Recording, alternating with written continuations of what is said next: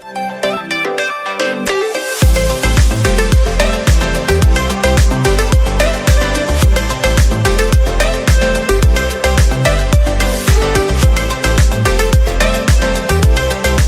I am Dr. Suneet Soni, a trained and board-certified plastic surgeon with 15 years of experience on almost 8,000 plus surgeries already done. So when we talk about hair transplant, we always have a lot of queries. Queries regarding safety concern, pain concern, side effect concern, the concern about the results, naturalness, density, side effects like donor density depletion, and long-term perspective. How will be the long-term perspective? Does the hair survive for long-term? So we have a patient with us, which we did transplant 4 years back. That time he was balder from frontal area and crown area. He was at the age of 30s, 32 that time. Now he's 36. With the transplant, how was his journey? We will have a conversation so that you get to know what are the pros and cons and long-term effects of the transplant. Hi, how are you? I'm good, sir. Please introduce yourself. Myself, Akanshit. I'm 26 years old right now, and I'm working as a technical consultant in Mumbai. Great. So Akanshit, when you presented with us, you are having baldness in the frontal area and the crown area. That time you were age of 32. Yes. So what was the major reason that you are looking for the transplant? The major reason was that my hairline was receding from 2016 to 2017 until 2021-2022. It was not presentable at all. Like I was losing hair from the front and even from the vertex area. So suppose even if I am going down also, my entire crown area was visible. And when I'm going to office calls and Zoom meetings, when the focus is on your face, it was very awkward to see yourself in the Zoom meetings like you have a big forehead. And at the age of 32 and 33, it was really awkward. So because of low confidence, you are not feeling good. Yes. And that's why you resorted for transplant. Have you researched about transplant, different techniques, different doctors, different places? And how did you get to know about Medispa? Yeah, so like any other person, I did the research on YouTube, Google, results, but somehow I was not getting the confidence that how will they will able to cover this my frontal also and the vertex area also. And then I came to know about Medispa from some of my fellows who have come here, but I actually wanted to come here physically. So I came here and had a prescription with sir, and he checked my hairline and see like what kind of hairstyle and what kind of aesthetic design will suit me. Because you can put the graft anywhere, but the pointing of the graft should be correct. So he saw my face and then we designed, and like after 1 month we agreed on the procedure, and after that I was feeling confident. That's true. So whenever you had hairline recession, baldness, properly research the things because it's a very confusing market. Most importantly, you should look for a specific doctor who will be performing your surgery. Look at the qualifications and expertise, long-term results, and his previous results, how they are performing. Whether he is expertise in doing FUT, FUE, body hair, everything, because otherwise he will be biased in doing the surgeries. Most importantly, check the past results. Check a lot of websites, reviews, Google reviews, as well as there are a lot of forums, like international forums are there. Hair registration forum is one of the renowned forum. You can check that thing. Lot of things can be also checked by AI analysis. There are a lot of AI systems available like Meta, Perplexity. You can compare the results and find the best doctors available for your transplant because you have only one chance to get the best results. So when you consult a center, always cross-check whether the doctor himself will be performing your surgery or not. At Medispa, we make sure every surgery is performed by myself. More importantly, you should also check the artistic approach of the surgeon to get the best outcome. So when you get finalized for the surgery and you come for the surgery, what were the major inhibitions? Obviously, the pain concern and the complication, isn't it? Yes. So I had this anxiety that it's called a surgery. So how will it be done, and will I bear a pain?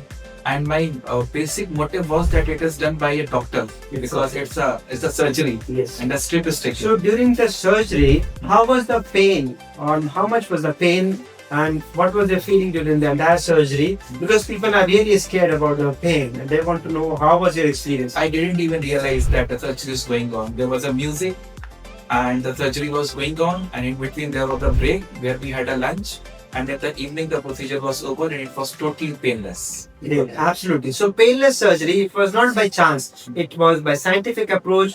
We used microneedles to inject local anesthesia, vibration techniques, as well as I have invented some anesthesia which work for longer duration. So we don't have to re-inject again and again, and there is no problem by giving injection during the local anesthesia. So pain is reduced at multiple stages, and that's why it was a pain-free surgery. What about any complication you noticed post-operatively? Like what we did was a combination treatment because you were empty from the front and the crown. When we have greater area of baldness, we need more grafts. When we need more grafts, if we do only one type of extraction, that is FUE, the donor get depleted, or we have to go beyond the safe area. In both the conditions, when the donors get depleted, we have less number of grafts to cover with both the areas. And if the extraction is done beyond the safe zone, which is a 6 centimeter zone on the back side, the hair which are planted will fall early in life and the long-term results will not be good. So we did a combination treatment of strip surgery and FE. The best part is the strip only harvested 3000 grafts which were done microscopically dissection, and the damage rate was less than 1%. So we can harvest more graft from a smaller area, as well as combining with the FUE from the back of the scalp, which was extracted by Travelini system, which is the most advanced system of FUE extraction because it involves rotation, oscillation, vibration and suction technique. That's why the 3 graft damage rate in the Travelini system is the minimum. So we reduce the damage rate, reduce the punch size, so scarring on the back is minimal. While doing strip surgery, we do trichophatic closure, that's why scarring of trichophatic closure is also minimal. In combination from the beard extraction, which was done from under surface, so there was no facial change in the beard area, as well as microfine punches were utilized to extract beard. That's why there is no major scarring. So did you feel any scarring on the backside because of strip surgery or FUE? No, like after 14 days, there was no scarring and I could not feel it at all. And even there was no pain. I was a little bit scared in the beginning that there will be surgery and the strip will be taken out. But like after 14 days, it was not recognizable at all. People are really scared about beard extraction. Most of the time people say that, oh doctor, don't disturb our beard because this is the only hair we have. So I can make sure because of microfine extraction there is no major scarring, and under surface extraction in 1:4 ratio will not lead to any major density depletion, neither major scarring. So is there any scarring or side effect of beard extraction in your case? No, not at all, not at all. After 7 days, there was not even a pain. Like you cannot recognize that the hair has been taken out from the beard. Because scientifically when we extract beard, the sponge size is very small, it heals very quickly. In 7 days it heals properly. Even you can shave the area after 7 days. So healing is much better and early than the scalp healing in the beard case. So there is no worry about extraction of beard. Best part is when we extract beard also, we also preserve your donor for future use because we are not over extracting your donor area, and by combining procedures we get more graft per session, as well as overall number of grafts which can be harvested in lifetime also increases. While implantation, I made a hairline which was done with the artistic sense. Every time when I see a patient, I check the facial ratios. The center point is decided with 1/3 ratios of the face, and the hairline is drawn according to facial curvatures. I especially designed a widow's peak in your case, which gave more aesthetically enhanced look. The hairline was crafted microscopically with single hair grafts in a zigzag pattern with a proper angulation to give naturalness. So how natural the hairline has come out? It's pretty natural and no one recognizes that your hair has been artificial or artificially transplanted. Because out of 100 people which are seeing you in first time, how many can stare on your hairline and see that whether it's a transplanted or they have a query inside them? no, they cannot recognize. They just say that you are maintaining well. You are maintaining your hair well with good density, but they cannot recognize that it's a transplant. So absolutely natural looking. Absolutely natural.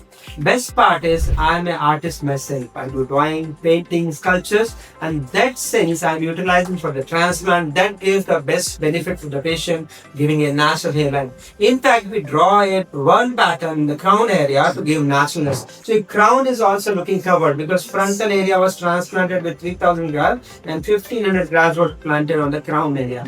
Your donor area doesn't look like over harvested. We have preserved your donor area for future use. Why future? In next few years, like 5 years, 10 years, 20 years down the line, if you lose some more hair in the mid scalp, we still have your donor left for it, that utilization. It has been almost 3-4 years since your transplant. So how the long-term results are maintainable or good? The best thing or the most important scientific reason behind that is the harvest from the safe donor area. There is a 6 centimeter zone on the back side beyond which we should not harvest the hair, because the beyond that safe area, the harvest hair have less longevity because of their nature. So we should harvest mostly from the central area. If we do only FUE from the central area with 4000 grafts extraction, it will get depleted. So we do combination which preserve the donor area for future use also, and all the grafts were harvested from the central area. So in last 4 years, like we have seen your pictures like in 6 months, in 12 months, and after 1 year you had come for the follow-up, after 2 years also you had come for the follow-up. Are the results sustained and maintainable? What is the long-term maintenance and maintainability and the sustainability of your hair transplant hair? They are maintainable, and each year, each passing year, the hair quality is becoming better and the density is also become better. Only thing is that we need to take the prescribed medicines, which Dr. Soni is prescribing, and we do need to take care of the nutrition. That's just all good. We don't have to take any extra care or any extra post-operative measure that's not required. So there is long-term sustainable transplanted hair if all the hair are harvested from the safe area. And the key for harvesting only safe area, as well as covering bigger areas, is a combination treatment of strip surgery and FUE. So overall satisfaction rate, how you rate the satisfaction rate, and what do you suggest for people who want to cover bigger areas or want natural hairline? So my satisfaction level is 10 out of 10. And I want to recommend people that if they're suffering from hair loss or this kind of any hair issues, like don't hesitate, come to Dr. Soni, show your current situation and have the prescription. It will resolve automatically. You don't have to put any extra efforts in that and live in anxiety. Thank you. Thanks for the feedback and recommendation, and have good luck for the future. Thank you, sir.